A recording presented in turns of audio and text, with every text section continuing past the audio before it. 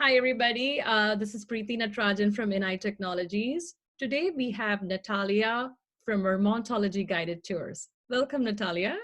Hi, nice to meet you. Thank you very much for joining us today.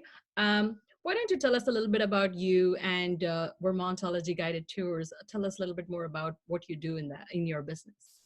All right, so I've been running, I'm an owner and operator of Vermontology Guided Tours. It's a small tour company, sort of like a boutique company. I'm the only one, a woman show I can say, so I'm doing everything, yes. Basically, I drive customers around the whole beautiful state of Vermont in this 6-passenger minivan. So those are more like a smaller tours.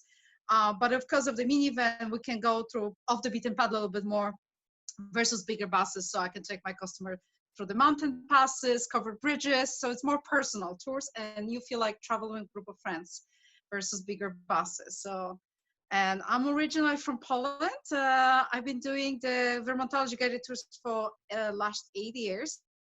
I've been living in Poland, France, and United States. So a little bit of everywhere. I'm a cosmopolitan person. And I just fell in love with the state of Vermont 12 years ago. I married a Vermonter. My husband is a 12th generation Vermonter.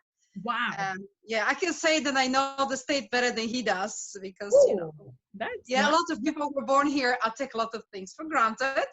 No offense, but I see beauty everywhere, and Vermont reminds me a little bit of Germany, Poland, Austria, and of course, US or Canada. So yeah, I love what I'm doing. It's my biggest passion in life. So, I'm a little bit down now because of the coronavirus, but I'm optimistic. So hopefully, I don't know when, but hopefully I can come back to my daily life of running the tours. Awesome. I'm glad to meet another optimist. I'm also very optimistic about this whole situation. You have to. Yeah, absolutely. So COVID-19, how has it really impacted you on a personal level as well as from a business point of view? And how are you engaging with your customers during this time? What are you doing to keep in touch with them? So personal level, not so bad because we live on the mountains, in the woods. Like mostly Vermonters are doing probably okay. Beside our biggest metropolitan area, Burlington, our biggest city has only 43,000 people. We live more in the Killington area, which is one of the biggest skiers on the East Coast. So very, very small population. I'm outside of Killington in the little village of 500 people. So my daily life feels like almost normal. When I'm not on the tour, I like to hike. I can hike right from my house to the other village, so no problems with that.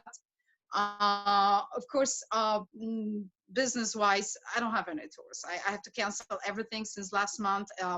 My last tour was on March 11th. I still remember. So after that, everything started slowing, shutting down, and all the places we normally visit just close the doors. And I also work with other like Airbnb experience, other places, so that was also shut down. So basically, since over a month, I don't have any tours, and I don't know when I'm gonna start to run them again. I really, I'm optimistic, but I don't know. I can't really say any numbers. Maybe fall foliage, maybe I don't know, maybe summer, but I don't know.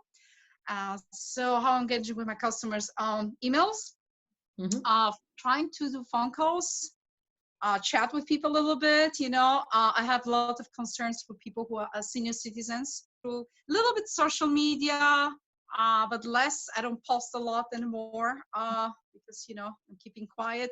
Maybe I should more, but I just left the last of the beautiful images of the state there hanging, and and hopefully everything come back to normal sooner or later. Awesome. Yeah, yes, I'm very positive it is going to. Are you getting inquiries though from people that, hey, for future tours, or I know no, you're not taking right now, but what is the reaction from some of your customers? Are they optimistic about summer? How do they inquire about tours when are they booking even for future? Yes, so in the beginning was this little shocked and everybody tried to like cancel for June, July, not fall yet. So I have some consolation, of course, giving money back, or some people actually took a credit and they Mm. want to do the tours again in the next year, which is very nice, so maybe 6 months. I have some corporation coming in summer. They're actually getting very positive. That's So good. in the last week, I actually getting a lot of emails about the fall or late summer, just more like talking kind of requests, but I'm keeping again optimistic and positive, but I don't know what's going to happen. So I'm trying to talk to them over the phone, or writing the big emails about details. I want to fill them up actually if they will be ready for maybe next year if this summer happen. I don't want to sound desperate, but I want to keep everybody on the safe level, because we can't really take a risk. Yeah. I don't want to take a risk myself. I don't want my customers to taking any risk. And even though in the state of Vermont, it's I guess a little bit better than the other states because we don't have big population, we Yeah. still have to be extremely, extremely careful. So, right. Absolutely. So Absolutely. So at InEye, we are a travel retail company. So when you have been touring people in your with your customers, are there products or retail products that they prefer or you recommend, or any other suggestions you have to enhance their experience in the tours that you provide? What kind of products do you think they can benefit from? we always talk about actually shoes, like because we do a lot of walking, a little bit of hiking. So it's always the questions about Vermont, what I'm wearing for shoes, or walking shoes or hiking shoes. That's a lot of questions about that. And since my tours, it's always considered of a full day experience, we have a lot of time to discuss that. Uh-huh. Of course, a lot of sort of waterproof clothing or jackets. We have rain. We always talk about that. And camera as well. Of the newest cell phones, because we take a lot of pictures. A lot of Mm. times I spend a lot of time to take the pictures of my customers as well. Water bottles sometimes, of course, too, because I always carry my own bottle of water. We have a whale. A lot of people in Vermont, we're lucky to have a whale actually. So I always have my own bottle of water hanging in a minivan and drinking water all day. So mostly actually, yeah, outdoor gear, or bottle of waters, or cameras. That's the number one. Awesome. So that's good.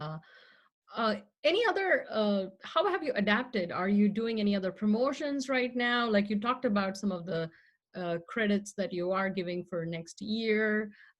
Any other suggestions and tips for travelers like me on, say, we want to try to book a tour with you?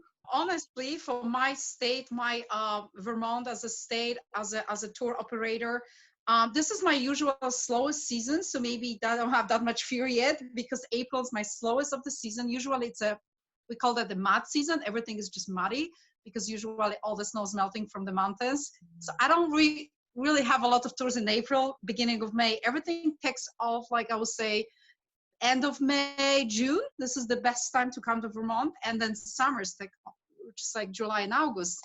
And then we really, really start to get busy normally.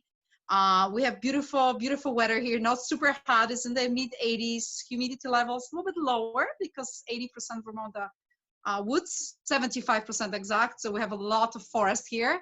But number one attractions and season is of course fall foliage. So everybody wants to see all our green mountains changing with all the leaves, and the whole world wants to come here. So the first 2 weeks of October are the best time to visit Vermont. But summer and yeah, so that's why I'm not getting anxious yet.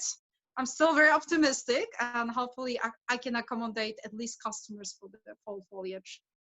We have a lot of people from Australia who likes to come every year to Vermont, and people from UK.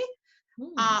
Our number one market is US. 90% of my tourists are from United States, then Australia for fall foliage, and UK as well.